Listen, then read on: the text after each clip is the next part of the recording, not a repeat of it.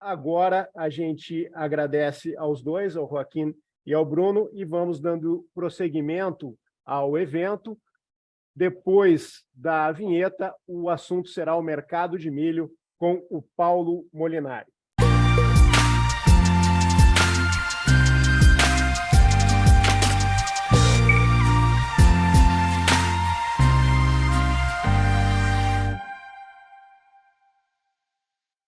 Bom dia, Paulo, tudo bem? Bom dia, tudo bem. Paulo, até às 11h50, o assunto é o milho, e depois a gente entra nas perguntas e respostas. Combinado, vamos lá. Vamos colocar aqui a nossa apresentação. Bem, bom dia a todos. É um prazer aí recebê-los aqui dentro desse espaço de Safras e Mercado, que serve aí realmente para nós tirarmos todas as dúvidas de forma bem prática e bem rápida sobre os mercados, né? Bem, nós estamos falando de 2023, já pensando no 2024, e nesse ambiente nós temos algumas variáveis que nós precisamos ter muita atenção daqui para frente, né? O primeiro deles, o Marco Antônio vai falar aí no final do evento sobre tendência de clima. Nós aqui, como analista de mercado, nós estamos trabalhando com o evento climático El Niño pela frente, né? Então, El Niño não é que nós não possamos ter problemas de clima, mas o nosso ambiente climático para a safra americana e para a próxima safra da América do Sul, 23, 24, muda bastante em relação ao que nós tivemos nos últimos 3 anos. Nós estamos vindo de 3 anos de Laninha. Essa safra de verão aí, com essa super quebra da Argentina, nossos amigos argentinos, Joaquim e Bruno, acabaram de explanar para vocês, uma quebra histórica do milho, uma quebra histórica da soja, quase 50% de quebra, e ainda com números aí a avaliar por conta da colheita, tá? Então, a mudança do Laninha para El Niño muda bastante o espírito, o fator psicológico do mercado em relação à tendência de clima. É claro, clima é clima, São Pedro é São Pedro, nós precisamos avaliar o que vem pela frente a cada semana, ok? Bem, temos aí o fator cambial, e nesta quarta-feira nós temos duas decisões importantes. A primeira do Banco Central americano, que deve elevar a taxa de juros em 0,25%, até porque a Europa subiu em 0,5 ponto percentual a taxa de juros básica na semana passada, e não tem por que o Fed não elevar a taxa de juros nessa reunião. A crise financeira é realmente uma informação nova, porém, o Banco Central já aliviou a situação de impacto mais imediato dos bancos digitais do Vale do Silício, e o Credit Suisse, que já vinha com problemas há muito tempo, né, foi finalmente comprado pela UBS. É claro, podem ter aí residuais mais críticos em termos da crise financeira, mas aparentemente parece que isso diminuiu bastante de intensidade já nessa semana. Bem, amanhã, então, com alta de juros, essa alta já é basicamente evidente.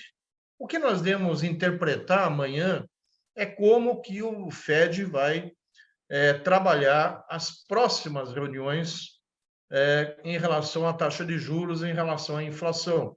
A inflação americana ainda em 6%, uma meta inflacionária de 2% no ano. Ainda há muito trabalho a fazer, a economia americana em pleno emprego, a economia europeia em pleno emprego, então o controle da inflação ainda vai continuar sendo sobre juros. Se os juros vai ficar parado em patamares altos por mais tempo, ou se vai continuar o aumento de juros, é a avaliação que o Fed deve sinalizar amanhã, ok? E, em cima disso, nós temos um movimento de moedas no mercado internacional e temos um movimento de impacto sobre o real aqui no Brasil. E aqui dentro do Brasil nós temos essa nova política econômica que parece sugerir taxa de juros politicamente mais baixas, porém um câmbio mais alto. Ou seja, a política monetária anterior, ela sugeria taxa de juros altos para controle da inflação, né, para estabilizar as expectativas, manter a atração de capital, e a nova política monetária parece querer induzir o Banco Central brasileiro a cortar a taxa de juros no ambiente político e manter taxa de câmbio mais altas. Então, a decisão do Copom amanhã, ela não vai ser importante apenas pelo percentual de estabilidade ou de corte de juros promovido pelo Banco Central, mas pela curva que se pode impor à taxa de juros brasileira. Ou seja, enquanto o exterior sobe taxa de juros, se o Brasil começar a inverter a sua taxa de juros antes do exterior, nós vamos ter corrida ao câmbio e podemos ter algum movimento cambial mais importante. Tá? Então, nós estamos aqui mantendo o suporte no 5 por 1, ou seja, quando nós chegamos perto dos 5, nós temos aí que procurar os travamentos de câmbio, para quem tem dívida em dólar, importações, contrato de insumos em dólar, seria uma boa fixação. E quando nós estivermos perto aí da nossa resistência, dos 5,40 a 5,50, o travamento dos contratos de soja que estão feitos em dólar, os contratos de milho que estão feitos em dólares para a safrinha 23, né? É importante aproveitar esses movimentos para as fixações de câmbio. Então, 5 como piso, 5,50 como topo, continua sendo a banda cambial que nós ainda estamos trabalhando com ela desde junho do ano passado, ok? Bem, o El Niño está aí, previsto pelo NOAA para julho, agosto, setembro, aí já com a característica muito importante. Vou deixar esse tema aí para o Marco Antônio, que eu acredito que ele vai explanar bem melhor do que eu, né? Mas é importante frisar que os mapas climáticos aí para os Estados Unidos não estão mostrando uma situação crítica de clima, né? Então, a possibilidade de vir uma safra americana normal esse ano, com esta virada climática desse primeiro semestre, ela é muito importante para a definição dos preços para o segundo semestre para 2024. Então, agora, no dia 31 de março, nós temos aí a tradicional intenção de plantio americana. Essa intenção de plantio não tem nada a ver com os dados do Fórum do USDA. Os dados do Fórum do USDA são importantes para se trabalhar academicamente alguma tendência, né, de longo prazo, mas elas não servem muito para o curto prazo. E o viés que está sendo dado agora para o plantio americano é de algum aumento de área do milho, 2, 3 ou 4 milhões de acres, e área estável da soja. Por que algumas pessoas perguntam, mas Paulo, como que pode aumentar a área de milho e diminuir e manter a área de soja? Não teria que diminuir a área de soja? Bem, vocês estão vendo aqui no gráfico que o ano passado houve uma redução de área de milho de quase 5 milhões de acres e essa área não se converteu para soja. Choveu demais em Minnesota, Wisconsin, os custos estavam muito altos, muitos produtores desistiram do plantio e esta área está disponível esse ano para o plantio maior de milho ou plantio maior de soja. E a intenção de plantio serve efetivamente para tirar essas dúvidas do mercado, não é? Então, a possibilidade de uma área de milho maior em 2, 3 ou 4 milhões de acres é o primeiro sintoma baixista para milho no segundo semestre de 2023. Bom, por que baixista? Porque uma área, voltando para a faixa dos 90, 92 milhões de acres, avaliando uma safra americana dentro do conceito normal de clima, por isso eu citei a questão do El Niño, por isso eu citei a questão dos mapas atuais, trabalhando com uma safra americana com clima dentro ou próximo do normal, poderia trazer uma produtividade perto do recorde americano de 177 bushels por acre, recuperar a produção americana para 373 milhões de toneladas, e com isso o estoque americano passaria de 34 para 48 milhões de toneladas no ciclo 23-24, ou seja, referente à safra que eles irão plantar agora, safra 2023. Então, esse estoque ele é extremamente baixista, e se o clima andar bem daqui até setembro, é muito provável que nós vejamos aí o contrato de dezembro da Bolsa de Chicago abaixo dos $5 por bushel, depois de 2 anos, tá? Então, a gente deve entender que os preços atuais acima de $6 por bushel são o dobro, quase o dobro da média normal.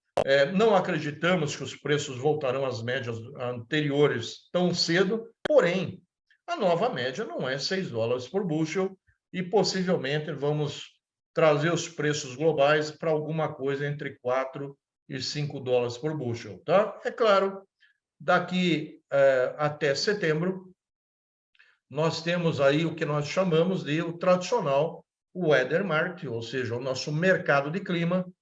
Teremos volatilidade, teremos ralis de alta, ralis de baixa, e vou ser assim bem sincero com vocês, né? Clima andando bem já no pré-plantio americano em abril, plantio americano andando dentro da janela normal até o final de maio, os preços do segundo semestre já vão apontar para níveis mais baixos. Depois é o clima na polinização e pendoamento, em julho e agosto, onde vai definir a safra americana. Então, muito cuidado aí com os preços de safrinha, porque nós somos conduzidos por preços da Bolsa de Chicago, né? Teremos demanda internacional sem problema nenhum para milho brasileiro, mas a formação do preço, ela provém dos níveis da Bolsa de Chicago. Então, escalada dos acontecimentos, ou seja, clima americano, intenção de plantio, clima no mês de abril no pré-plantio americano, clima durante o plantio em maio até 15 de junho para o milho e para a soja, e depois o verão americano, julho, agosto, para definir os potenciais de produtividade. Bem simplesinho, safra andando bem, preços para baixo, safra com problemas, ralis de alta. E nesses ralis de alta, nós temos que avançar nas fixações de safrinha 23, porque eu estou bem preocupado com a nossa logística do segundo semestre, com o produtor retendo soja demais dentro do mercado brasileiro. Essa soja vai estar nos armazéns ainda durante julho e agosto aqui no Brasil, e possivelmente a gente vem aí com uma safrinha recorde no mercado brasileiro, de novo, procurando espaço, escoamento, frete, portos, e tudo isso vai colidir com a soja ainda com forte embarque, ok? Bom, a Argentina, o Joaquim e o Bruno já comentaram, né?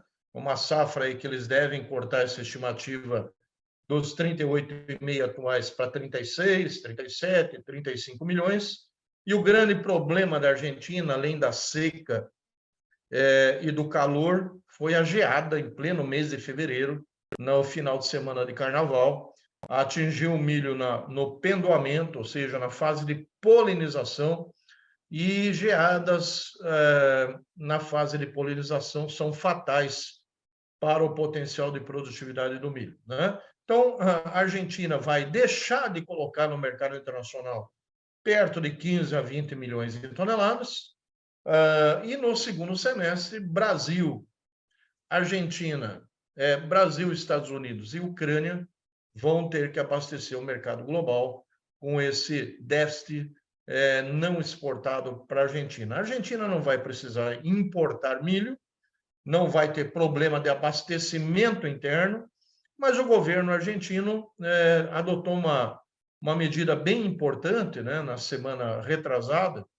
que foi prorrogar, permitir que os exportadores prorroguem o embarque que estava projetado para essa safra 23 apenas em 2024, ou seja, os compromissos de exportação registrados junto ao governo podem ser cumpridos com a safra 24.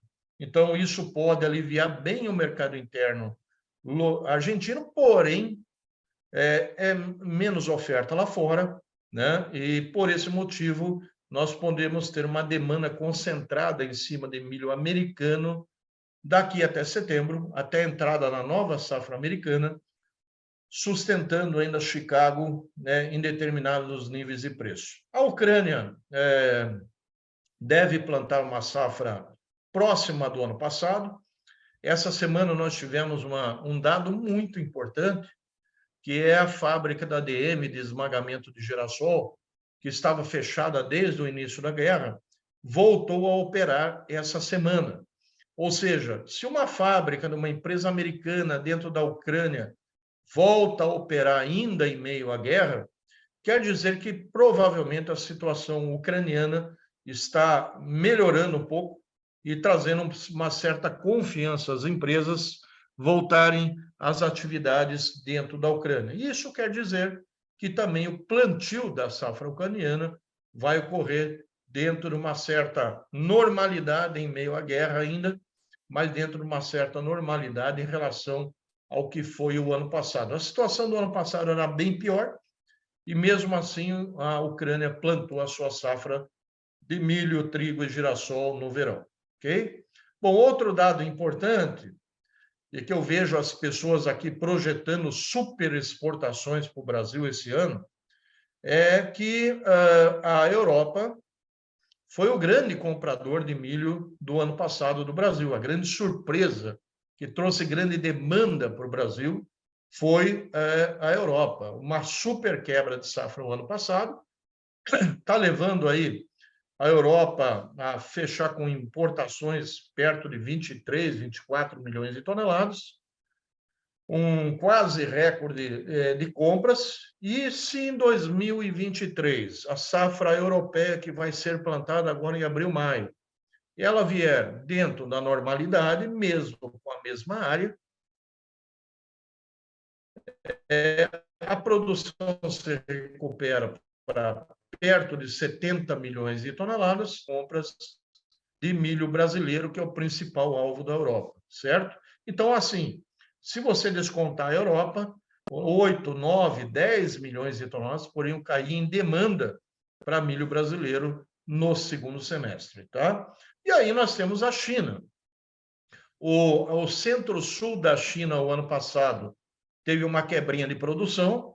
Esse centro-sul da China são as lavouras mais coloniais, mas é onde está concentrado o consumo de milho na China, está nessa parte centro-sul chinesa, e a produção está no Nordeste. Então, esse pessoal do Sul tem o costume, sim, de ser mais importador do que depender da demanda, da oferta interna da China. Hoje, a China fez mais uma compra nos Estados Unidos. Semana passada, comprou mais de 2 milhões de toneladas. Isso demonstra que a China vai continuar no mercado até a sua colheita da safra nova 23 chinesa, que vai chegar no mercado só em outubro, novembro. Até lá, a China vai participar, sim, da safrinha brasileira, com 2, 3, 4, 5, 6 milhões de toneladas, e também continuar comprando milho americano, que é o único que tem volumes para exportação nesse momento, no curto prazo. Então, uma compra de 5 ou 6 milhões de toneladas por parte da China apenas deve compensar o que a Europa deve deixar de comprar do Brasil ao longo desse ano, certo? Então, assim, China é uma realidade, o protocolo sanitário foi muito bem ajustado e a China aprendeu a comprar milho brasileiro, vai participar da nossa safrinha, sim, porém, não podemos ser excessivamente otimistas, porque o mercado mundial também pode ser um pouco diferente em relação ao Brasil. Vamos dar um exemplo, né? O Japão foi o segundo maior comprador de milho brasileiro no ano passado. O Japão é um tradicional comprador de milho americano. Se os Estados Unidos voltar com ofertas elevadas e preços mais ajustados, o Japão vai comprar milho americano e não milho brasileiro, compensando toda uma situação diferente para o quadro brasileiro em relação ao ano passado. Nós devemos entender, gente, que o ano passado nós tivemos a guerra na Ucrânia, nós tivemos uma super quebra europeia, tivemos um estoque americano baixo e delicado, com uma quebrinha de safra americana no ano passado, e tivemos também uma quebrinha na China, na parte centro-sul, além do Brasil ter aí um câmbio um pouco melhor, né, uma demanda muito boa do exterior por vários fatores. Essas condições podem não estar presentes em 2023, tá? Paraguai aí devendo ter alguma redução diária por plantio atrasado, mas as informações que estão chegando agora essa semana estão dizendo que o produtor paraguaio plantou mesmo que tardiamente e a área deve ficar perto de 1 milhão de hectares na safrinha 23, ok? Então, vai ter milho no Paraguai, aí 2,5 a 3 milhões de toneladas para vender para a Argentina, se ela precisar, e para vender para o Brasil, que o Brasil sempre compra milho paraguaio, certo? Então, os preços de setembro 23 aí já testaram um fundo de 5,60, podem fazer agora pequenos ralis nesse setembro e no dezembro, em função de clima americano e dos fluxos de entrada de demanda em cima de milho americano. Porém, gente, a grande informação estrutural é uma safra americana cheia. Se isso for se confirmando, não será surpresa se pelo menos o contrato de dezembro vier abaixo de $5 na colheita norte-americana, certo? Setembro a dezembro. E isso naturalmente afeta nossos preços aqui no Brasil. Hoje, nós temos aí 6,30, 6,40 em Chicago, nos dá uma conta hoje de 88 a 91 no Porto, não temos espaço hoje nem milho para vender grandes volumes, porém, setembro, a nossa matemática hoje, com Chicago de 5,70, que é ainda um preço alto para uma safra americana normal, nos dá 82 a 84 no Porto, com a atual curva cambial, certo? Se melhorar o câmbio, podemos ter alguma melhoradinha no Porto.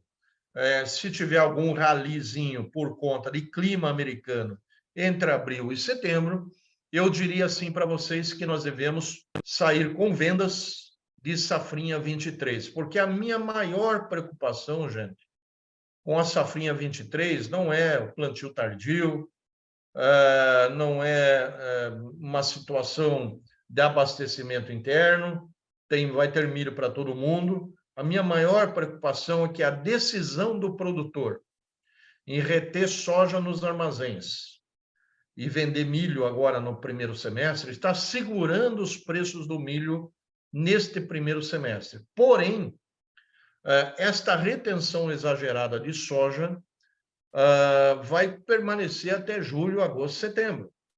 E em setembro a gente vem aí com uma safrinha recorde de novo, e essa safrinha recorde vai precisar de logística e de espaço. E vamos ter aí talvez um acumulado de safra de soja na mão do produtor em volumes ainda bastante altos, pressionando a nossa cadeia produtiva, tá? A nossa previsão atual de safra de milho é de 23,7 no verão do Centro-Sul. Provavelmente nós vamos elevar a produção do Centro-Sul devido às produtividades nos demais estados muito acima da média. Rio Grande do Sul aí nós estamos com 4,6 milhões de toneladas, podemos fazer aí pequenos ajustes, mas não é muito menor do que isso a safra do Rio Grande do Sul. Safrinha, nós estamos com 1% de aumento de área, há dificuldades ainda para o plantio no Paraná, plantio no Mato Grosso do Sul, plantio em Minas Gerais, por causa das chuvas. Mato Grosso do Sul, por exemplo, as seguradoras prorrogaram o seguro até 31 de março, ou seja, é possível plantar até o final do mês, ainda com o seguro, e isso vai possibilitar que produtores ainda fechem o plantio até o final do mês. É uma safrinha tardia? É uma safrinha tardia. É a primeira vez que a gente planta milho em março? Claro que não. Não será a última também. Então, nós devemos entender que isso para a safrinha de milho é normal, e por isso que eu chamei a atenção de vocês da entrada do El Niño, porque normalmente o El Niño não traz essas grandes massas de ar frio, né, com geadas, como é um ano de laninha.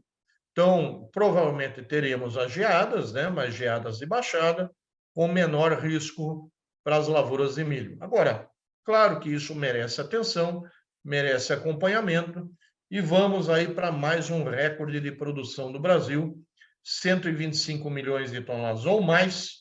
Matopiba aí tendendo a plantar agora uma safrinha recorde, Tocantins já está bem avançado, Maranhão e Piauí avançando. Acredito que teremos um excelente plantio de safrinha no Matopiba, né? Então não temos por que ver uma situação ruim de produção. Bem, há muita discussão hoje sobre o potencial de exportação brasileiro desse ano.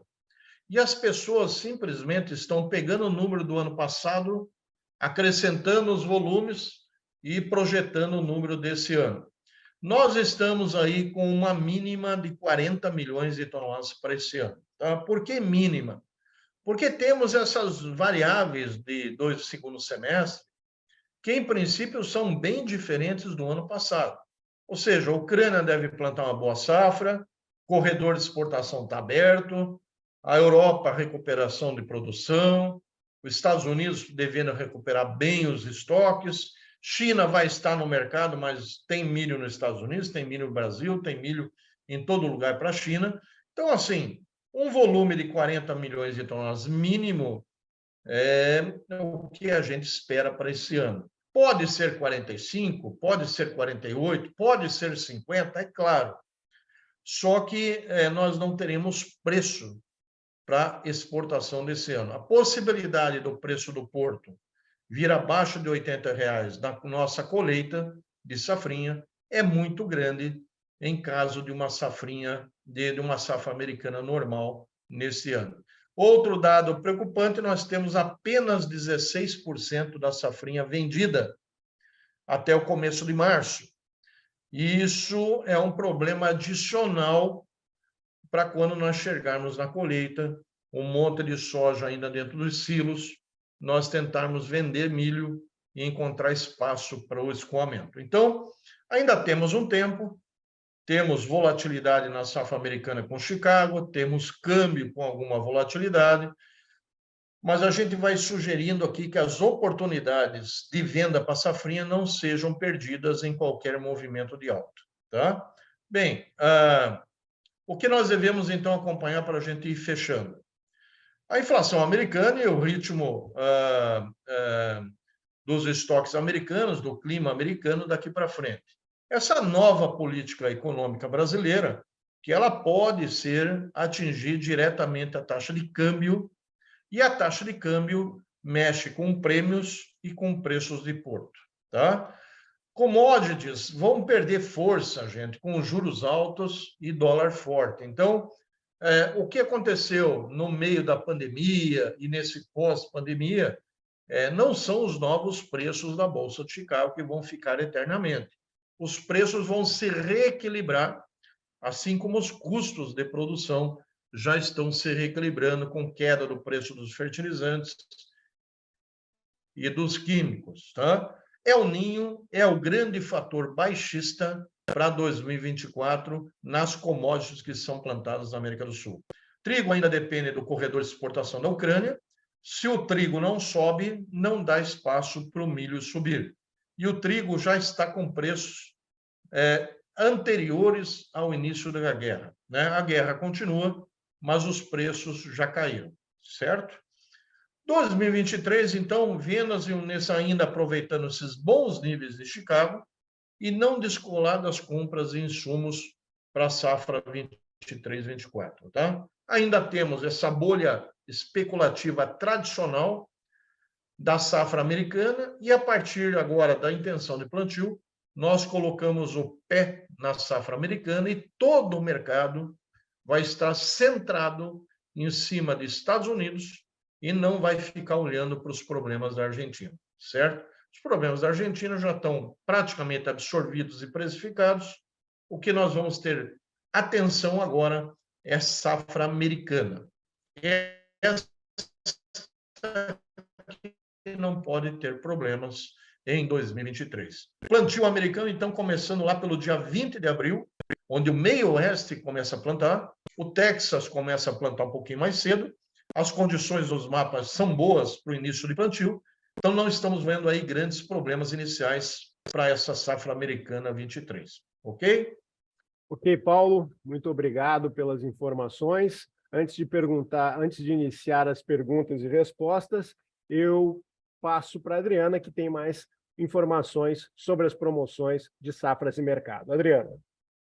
Oi, bom dia a todos. Parabéns aí pela palestra, Paulo. Pessoal Obrigado. elogiando aqui. Temos um recado aqui, como vocês já sabem, nós estamos oferecendo 30% de desconto. Isso é especial para os participantes aqui do AgriWeek, tá? Esse cupom tem a validade aí, vai ser até dia 23, que é o final da AgriWeek. Então, aproveitem aí para poder se inscrever. E esse curso de comercialização de milho e soja do Paulo Molinari, temos uma próxima turma em abril. Ele fala bastante da formação de preços, operações de compra e venda, e tem alguns exemplos também de operações na CBOT e B3, e RED também um pouquinho nesse curso. Então, quem tem interesse em se especializar aí no mercado de milho e soja, na parte de comercialização, não deixe de se inscrever no curso. Aproveitem aí esse desconto, que é por tempo limitado, até o dia 23. Obrigado, Adriana. Corram lá, pessoal, corre lá, porque esse curso do Molinari é bastante disputado e quem quer negociar bem, é essencial que ouça a palavra do Molinari. Paulo, começando as perguntas, Henrique Eggers pergunta, além de ter te parabenizado, ele pergunta, com a chegada do El Niño, o Brasil pode mudar a dinâmica de produção e crescer ainda mais as áreas de milho, principalmente milho-verão? Olha, eu acho difícil o milho-verão ter grandes crescimentos, tá? Nós temos uma característica importante que é do oeste do Rio Grande do Sul, onde os produtores têm feito aí uma safra de verão de milho, plantado bem cedo já, em agosto, alguns já no final de julho, né? Para viabilizar uma safrinha de soja. Então, é ao contrário do Paraná, né?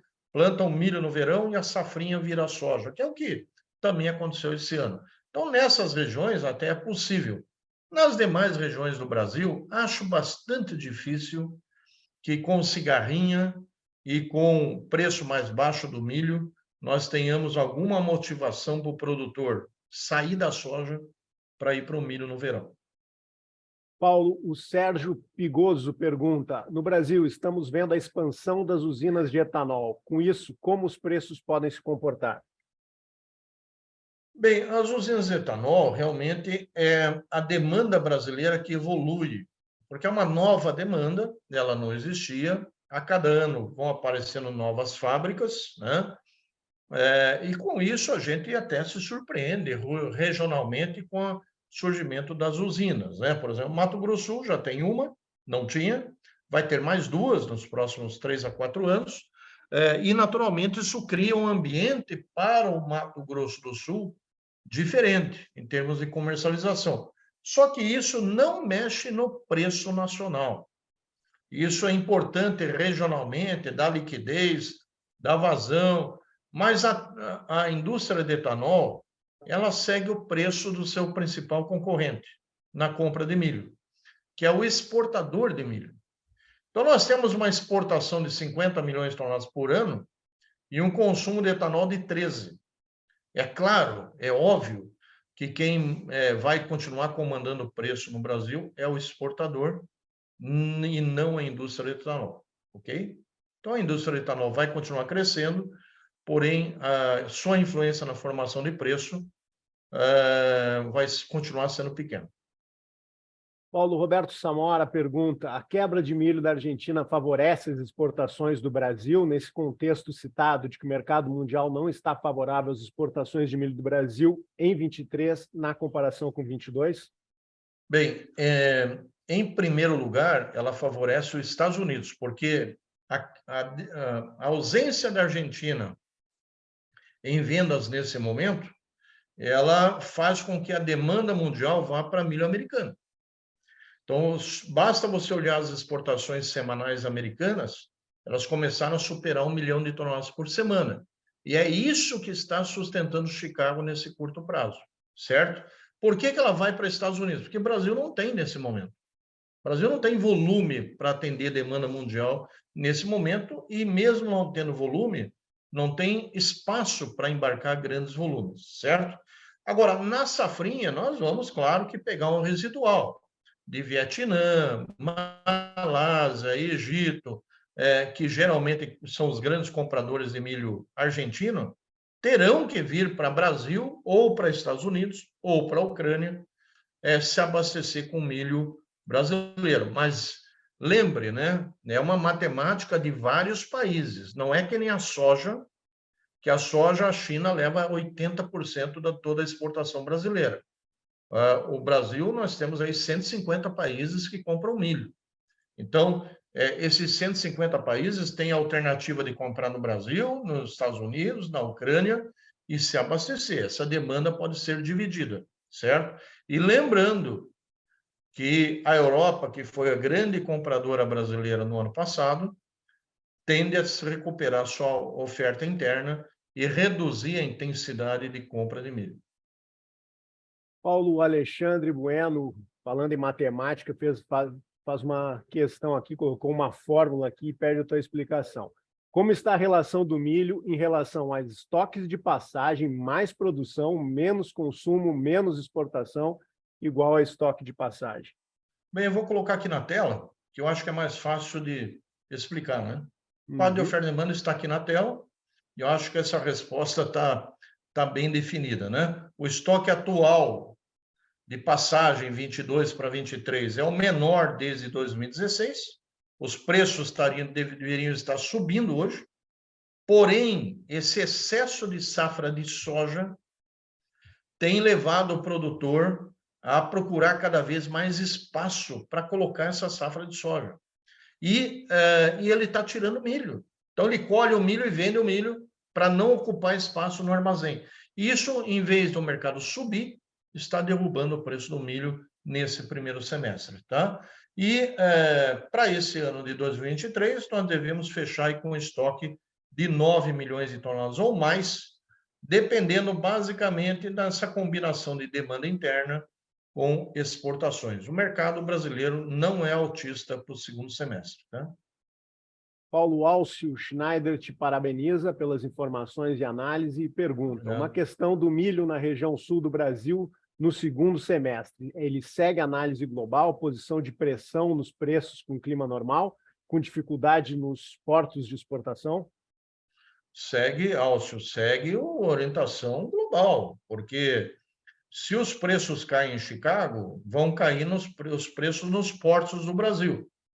Se caírem os preços nos portos do Brasil, o comprador de mercado interno vai reduzir também seus preços de compra baseado na paridade de exportação.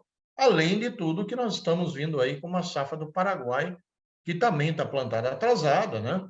Mas ainda tem um bom potencial de produção. Se nós não tivermos nenhuma surpresa em termos de clima americano, os preços do segundo semestre serão piores em relação ao preço atual do primeiro semestre, mesmo com as quebras do Rio Grande do Sul, que nós vivemos mais uma vez esse ano. Davi Caxias, Paulo, te pergunta se não existe risco para o milho segunda safra nas regiões onde o plantio foi muito concentrado. O último boletim do IMET mostra chuvas abaixo da média em Goiás, Minas Gerais, Mato Grosso do Sul e Paraná, e ainda, segundo o mesmo modelo, mostra que as chuvas devem cortar a partir da segunda quinzena de abril.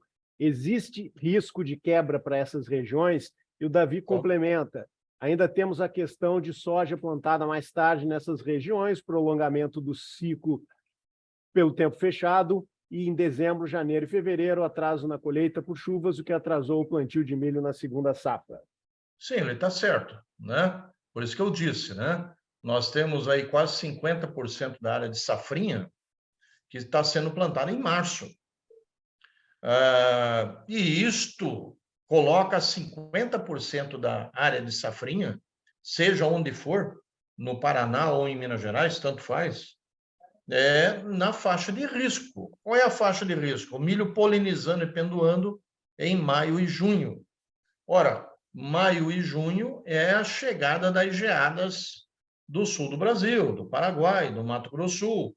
É o período onde as chuvas cortam tradicionalmente no centro-oeste. Então, há risco, claro que há risco, certo? E é por isso que a gente vai continuar monitorando o clima, como toda semana a gente faz.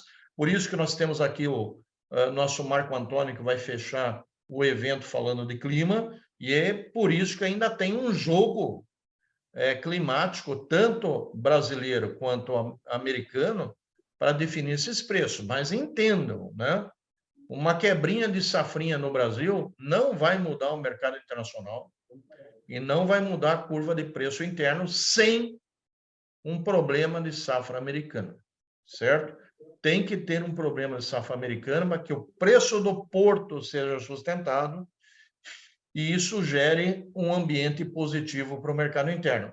O ano passado, nós também tivemos uma quebra em Minas Gerais, também tivemos uma quebra em Goiás, e até agora, no mês de março de 2023, nós ainda temos milho de silo bolsa em Goiás e em Minas Gerais, apesar da cigarrinha e da forte seca que nós tivemos em Minas e Goiás no ano passado. Então, não leve em consideração que os riscos climáticos podem quebrar a safrinha, e isso vai gerar um movimento agressivo de preço.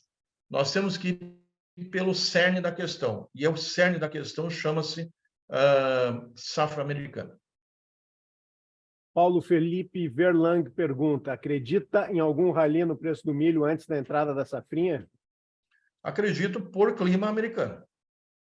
Ou daqui até julho, nós temos um longo caminho de abastecimento até julho. Se hoje o produtor estivesse vendendo soja e segurando milho nos armazéns, possivelmente nós já estaríamos com milho a R$100 em São Paulo. Mas o produtor, ele está vendendo aquilo que pode subir e segurando aquilo que só cai, que é a soja, certo? Então, ele não ajuda a soja a subir de preço e acaba estragando o mercado de milho. Então, daqui até julho, temos o clima na safrinha, temos o período de geadas, temos o andamento da safra americana ainda pela frente, temos câmbio aí com a política monetária, então muitas variáveis que ainda podem provocar ralis. O que eu quero dizer para vocês é que nesses ralis, são ralis para vender e não para comprar. Bom, a gente tem ainda 4 perguntas aqui, Paulo, vou passar para a gente rapidinho encerrar a palestra. O produtor de carnes, para o produtor de carnes, a saída seria mudar a forma de comprar milho, pagar prêmio, compra antecipada? Bom, o consumidor de milho ele precisa mudar suas estratégias, né? Ficar dependendo só de decisões de governo, tributar a exportação, essas coisas, não tem mais. Então, ser proativo, né? Adotar uma postura de comercialização antecipada, sempre pensar no que vem pela frente, no posicionamento de estoque, né? Ter armazém para condicionar milho, ter política de contratos para fazer travamento com esse milho, ou operar até nos derivativos para fazer as suas proteções, esses são sempre importantes. A pergunta anterior foi só para a gente registrar, foi do Danilo Teodoro. Agora a pergunta do André Bezerra de Oliveira. Quando, Molinari, você fala do produtor aproveitar a alta da safrinha para vender, quais os riscos para o produtor que armazena sua produção, esperando um preço maior?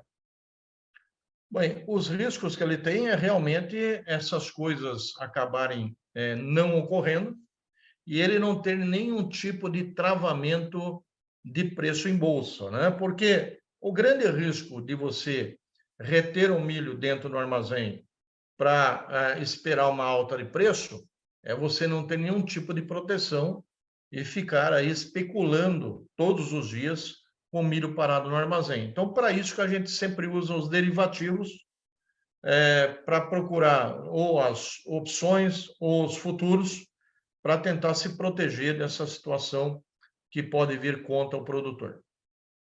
Penúltima pergunta do Kleber Borgion. Um abraço para o Kleber. Pergunta: qual a leitura de quebra e projeção específica para o Rio Grande do Sul devido à seca e quebras que estão se confirmando? Bom, está aqui no quadro que nós apresentamos, né? Nós estamos hoje com uma safra do Rio Grande do Sul de 4,6 contra 6,3 milhões de toneladas da estimativa inicial. É uma quebra menos pior que a do ano passado, ainda vamos fazer ajustes nesses números, porque agora, colhendo aí Passo Fundo, Vacaria, Lagoa Vermelha, Ibirubá, Erechim, Vacaria, nós vamos ver as médias e, em cima disso, a gente vai ajustar o nosso número. Mas esta quebra do Rio Grande do Sul sozinha, ela não é capaz ainda de fazer o mercado brasileiro subir de forma intensa. E a última pergunta do Augusto Tadeu de Castro: como está a dinâmica de fretes Arco Norte versus Santos para o produtor do Mato Grosso? Eu não sei te explicar, porque eu não acompanho a questão de fretes, de logística, né? Não saberia te colocar hoje o diferencial, o que é melhor se levar para o Arco Norte ou levar para Santos, eu não saberia te dizer hoje, porque realmente esta safra recorde brasileira de soja ela tem complicado bastante a nossa logística interna, né? Agora, os canais do Arco Norte estão indo bem melhor do que tínhamos aí há 10 anos, né? Hoje a gente já tem aí Miritituba também, tem canais melhores para sair por Barcarena. O Maranhão exportou quase 3 milhões de toneladas de milho ano passado, uma exportação recorde. Então, o Arco Norte dá conta da safrinha, né? O problema deste ano só é que a exportação de soja vai durar alguns meses a mais do que tradicionalmente ocorre.